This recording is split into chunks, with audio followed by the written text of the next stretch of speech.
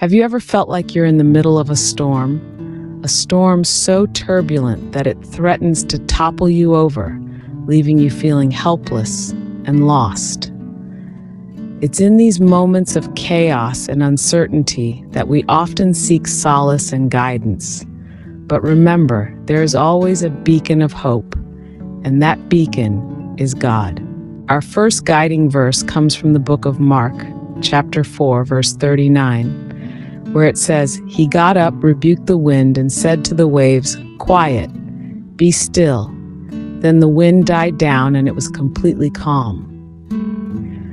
When life's storms rage around us, it's easy to feel like a small boat tossed about on a tempestuous sea. Maybe you're battling a health crisis, a financial hardship, or a crumbling relationship. It's in these tempests that God declares, "Quiet, be still." He has the power to calm the storm, to bring peace to your heart and your situation. The second verse is from the book of Psalms, chapter 57, verse 1. "Have mercy on me, O God, have mercy. I look to you for protection. I will hide beneath the shadow of your wings until the danger passes by." Picture yourself as a small bird caught in a rainstorm. Where would you find shelter? Beneath the protective wings of its parent. Similarly, when the storms of life batter us, we can seek protection under the shadow of God's wings. He shelters us, providing safety and comfort until the danger passes. Our third verse is from Isaiah chapter 41, verse 13.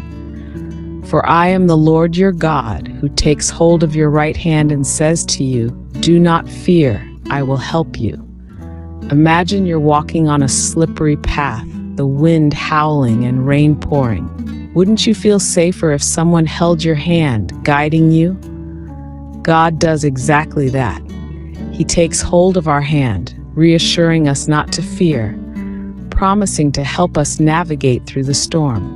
The fourth verse hails from the book of Nahum, chapter 1, verse 7. "The Lord is good, a refuge in times of trouble. He cares for those who trust in him." Consider a time when you've sought refuge from a storm, perhaps in a sturdy building or under a large tree. God is that refuge, that safe haven in the storms of life. He cares for those who trust in him, providing not just physical safety, but emotional comfort as well. Our final verse is from Matthew chapter 8, verse 26. He replied, "You of little faith, why are you so afraid?" Then he got up and rebuked the winds and the waves, and it was completely calm. This verse reminds us that fear is a natural response to the storms we face. But God asks us, why are you so afraid? He has the power to rebuke the winds and the waves, to bring calm and restore peace. In summary, God is our beacon of hope in the storm. He has the power to calm the tempest, to provide shelter and protection, to hold our hand and guide us, to be our refuge and to restore peace. He cares for those who trust in him. So the next time you find yourself in the middle of a storm, remember these verses and take solace in the fact that God can handle your storm.